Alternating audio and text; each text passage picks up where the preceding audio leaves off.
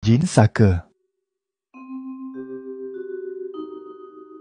Menerusi YouTube Ipermana, jin saka ialah makhluk halus dari golongan jin atau syaitan yang dipelihara bagi tujuan mendapatkan kekebalan. Individu yang memiliki jin ini dipercayai mempunyai kekuatan luar biasa dan kebal terhadap senjata tajam. Menurut masyarakat Melayu, ia diwarisi secara turun-temurun dan boleh berpindah kepada waris yang serasi.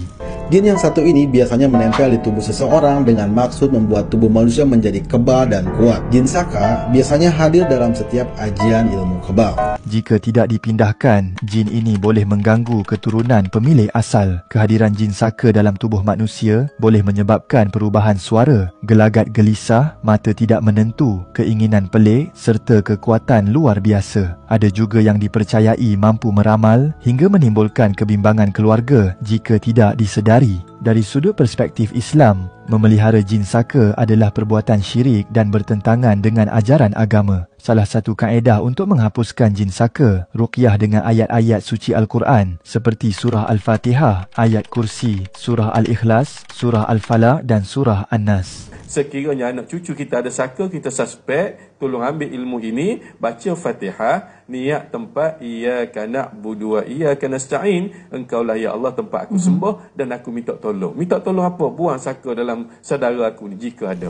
Amalan ini perlu dilakukan dengan penuh ikhlas dan bertawakal kepada Allah Subhanahu wa taala. Selain itu, individu yang mengalami gangguan jin saka juga disarankan untuk mendapatkan bantuan daripada pengamal perubatan Islam yang bertauliah bagi memastikan proses penghapusan jin saka dilakukan dengan betul dan berkesan. Nombor 4.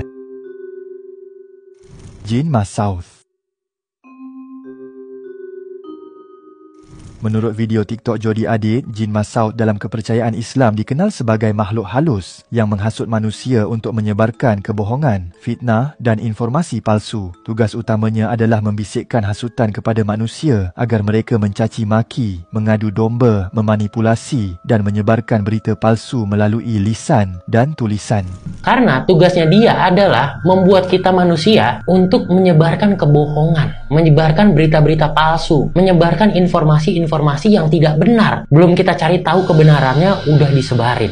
Masaud selalu mencampurkan sedikit fakta benar dalam ceritanya yang palsu supaya orang lebih mudah percaya dan akan menyebarkannya lebih lanjut. Masaud disebut sebagai salah satu dari 5 anak iblis dalam tradisi Islam yang ditugaskan untuk menyesatkan manusia melalui berbagai cara. Ia dikenal sebagai pakar dalam menciptakan kebohongan besar mahupun kecil, bahkan hingga menampakkan diri dalam bentuk manusia untuk menyebarkan